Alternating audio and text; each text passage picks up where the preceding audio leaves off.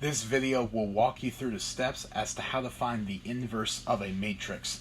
This video will solely focus on how to find the inverse of a 2x2 matrix, as you can see the steps at the top of the screen. So we are going to look at how to find it by hand, and then I'm going to show you how you can find it using your graphing calculator. So, given a matrix with elements A, B, C, D in a 2x2 format, the way that you find it is this process. You must find, so you can see the notation for the inverse of a matrix, that's where that exponent of -1 comes into play. Inverse of matrix A. First thing you must find is the determinant of matrix A, in which you'll do 1 divided by whatever that determinant is, as you learned in the previous lesson. Once you find whatever this value is, you'll scalar multiply it to a matrix which will change around the values of your original matrix. So you notice the top left diagonal, those two terms will swap places. So A and D will swap places, become D and A. The diagonal from the top right, they'll stay put, but you'll put the opposite of those values. So if B and C are positive, you'll make them negative. If B and C happen to be negative terms, you'd make them both positive. So they become the opposite of whatever they are, no matter what. So this spells out the process a little bit more as you've learned how a determinant works, how to find that. So there's a couple steps to this process here. So I'm going to show you again first how to do it by hand, and then we'll walk through the calculator part of it. So if I want to find the inverse of the given matrix here, matrix A, 3, 8, 2, 5, the first thing we're going to do is find the determinant of this matrix. So to find that determinant, so I'm going to use the notation for it, just using the regular up and down lines here. To find that determinant, all I'm going to do is once again multiply from top left diagonal, 3 times 5, which is 15, subtracting away diagonal from the top right, 8 times 2, which is 16. So my determinant is -1. Now, I'm going to go back into this formula here.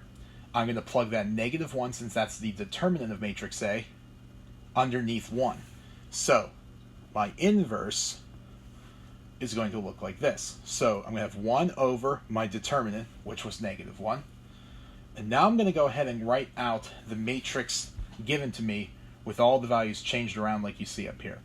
So again, the diagonal from the top left, those two values, those two elements are going to change spots. So instead of having 3 diagonal 5, we'll go the opposite way, 5 and 3. The diagonal from the top right, they stay in the same spot, however you put the opposite of them. So we have a +8 and a +2. We're going to have a -8 and a -2. So this would be my setup to try to find the inverse matrix of what was originally given to me. Now, I can simplify this just a little bit here. As we know, 1 over -1 is simply -1.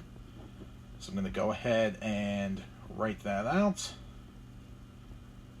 like so.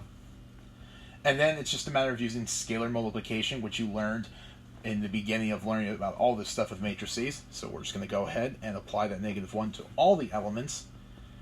You'll end up with a final matrix of -5, +8, +2, -3. That matrix is the inverse of the original given matrix. Now, there's a few steps to that. And again, the math isn't necessarily complex, but there are a lot of moving parts to it. Here's how you can check it using your graphing calculator. So we're going to go ahead, put this up on the screen here. Now keep in mind, this is my final answer here as to what the matrix is. So what I want to do first is I want to go ahead and enter the original matrix. So put that back on the screen here for a moment. My original matrix was 3, 8, 2, 5, so we're going to use our process to get back into that. So once again, we hit second and the X inverse button. We're going to go over to edit. I'm going to go ahead and clear out this old matrix and make it a 2x2 and punch in my elements. So 3, 8, 2, 5, we see that it matches. We'll quit out of it. So if I want to find the inverse, all I have to do is this. Second matrix, we're going to hit enter under the names category because we'll have matrix A. I keep referencing that X to the -1, that inverse button. Now we're going to use it.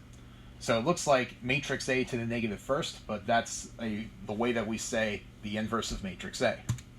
We hit enter. Let's check our results.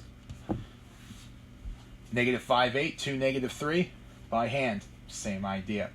So the process in the calculator might be a little bit quicker, but so you know where all the parts are, to do it by hand is also a good way to make sure you understand how all the numbers move and work the way that they do. But your calculator will allow you to expedite the process a little bit. So this is how you find the inverse of a matrix by hand and by calculator.